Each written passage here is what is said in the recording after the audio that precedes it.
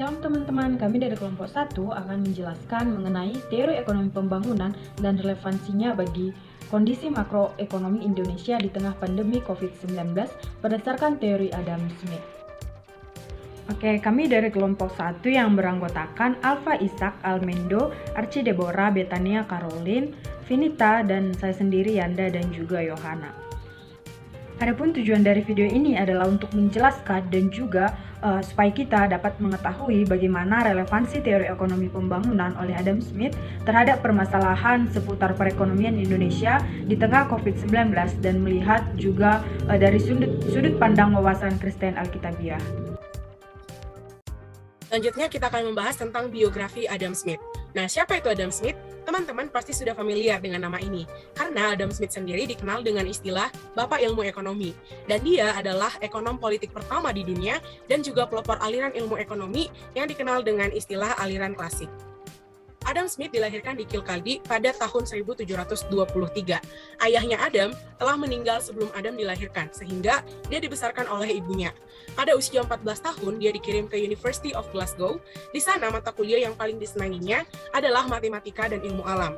Pada tahun 1740, pada usia yang ke-17 tahun, Adam Smith dikirim ke Oxford dan mendapatkan beasiswa.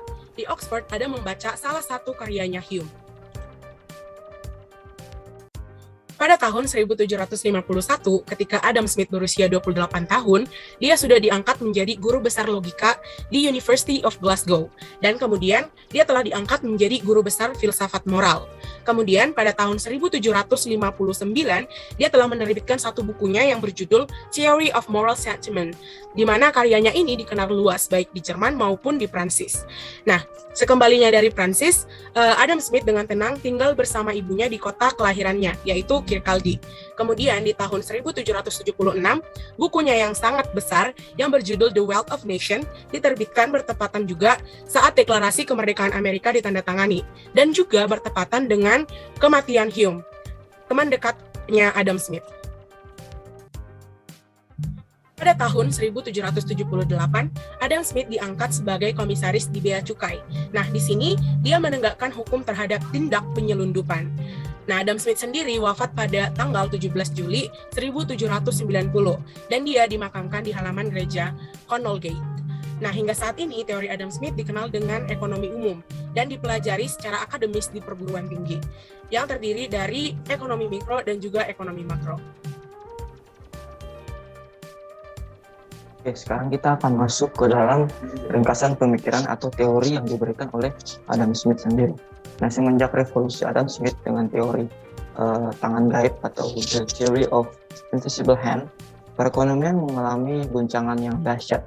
Nah, Adam Smith memiliki pandangan atau doktrin yaitu laissez-faire, bahwa setiap individu memiliki kuasa penuh terhadap bertanya dan memiliki kebebasan menggunakan sumber-sumber ekonomi menurut cara yang dikehendakinya.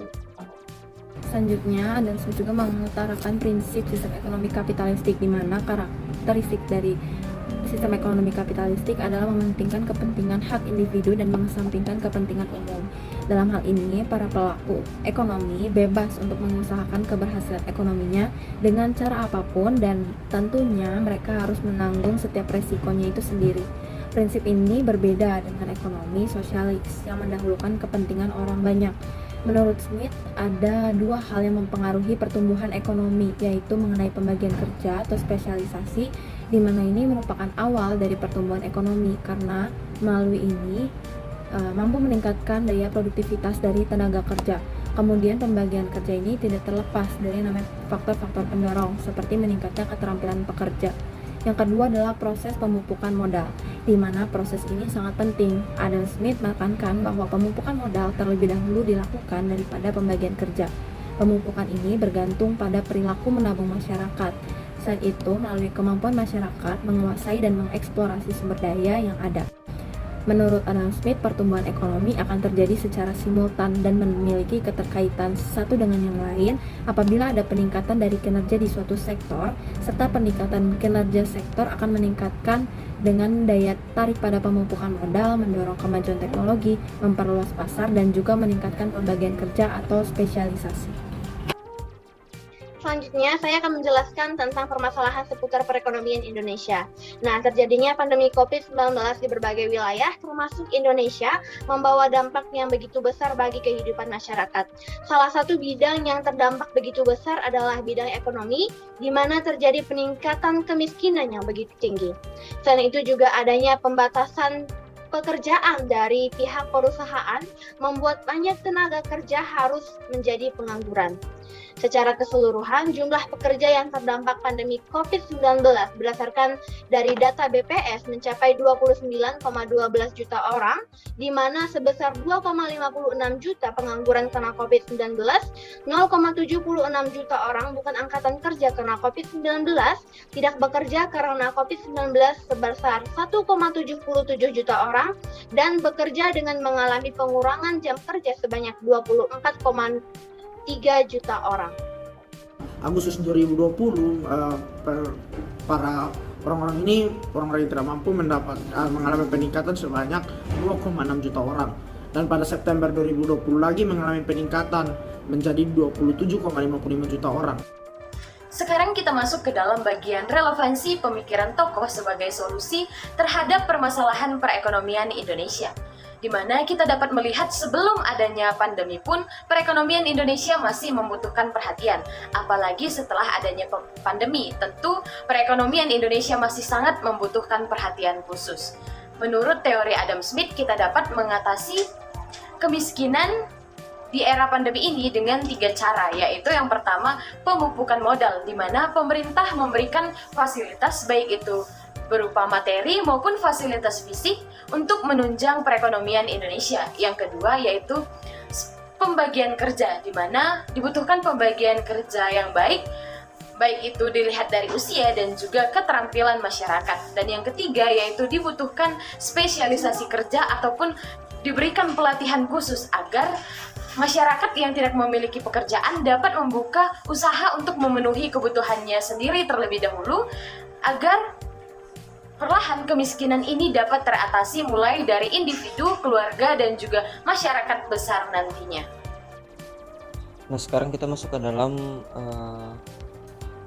wawasan tentang aktivitas yang pertama yang kami pilih dalam contoh kasus ini adalah katakan titik kelemahan, yaitu jika teman-teman lihat ayat Alkitab yang kami pakai terambil dari Amsal 6 ayat 6-11 yang bisa kita artikan sebagai kemalasan menjadi salah satu penyebab dari timbulnya kemiskinan, dan hal ini merupakan salah satu titik kelemahan kita dalam mengatasi kemiskinan. Terkadang kita merasa bahwa kita tidak bisa, padahal belum mencoba apapun. Terkadang juga di pikiran kita langsung timbul pemikiran bahwa kemiskinan sudah menjadi nasib. Pemikiran ini sangatlah fatal. Tuhan mengajarkan kita pada ayat ini untuk bijak dan tidak bermalas-malasan. Bijak di sini berarti berkaitan dengan akal budi yang merupakan anugerah dari Tuhan sendiri yang menjadi panjang tangannya untuk mengelola bumi. Jadi dalam ayat Alkitab ini kita bisa diajak untuk tidak bermalas-malasan. Nah, selain kita melihat dari Amsal 6 ayat 6-11, kita juga dapat melihat relevansi permasalahan ini dari Matius 22 ayat 37 sampai 40. Di sini Tuhan mengajarkan kita untuk melihat dan turut merasakan atau sepenanggungan dengan sesama kita yang mengalami kemiskinan. Nah, di sini kita diajak untuk mengasihi sesama kita seperti Tuhan sudah mengasihi diri kita sendiri. Maka sekarang kitalah yang menjadi tangan panjang Tuhan untuk membantu sesama kita. Kita harus memiliki rasa belas kasihan, dapat merasakan apa yang mereka rasakan, sehingga melalui ini kita dapat saling membantu. Mungkin kita memiliki kemampuan yang lebih dari mereka, misalnya kita bisa memberikan bantuan secara fisik ataupun secara material, atau mungkin kita bisa mensupport sesama kita dengan kasih dan memberitahu mereka bagaimana supaya mereka dapat keluar dari garis kemiskinan melalui solusi yang telah dijelaskan sebelumnya.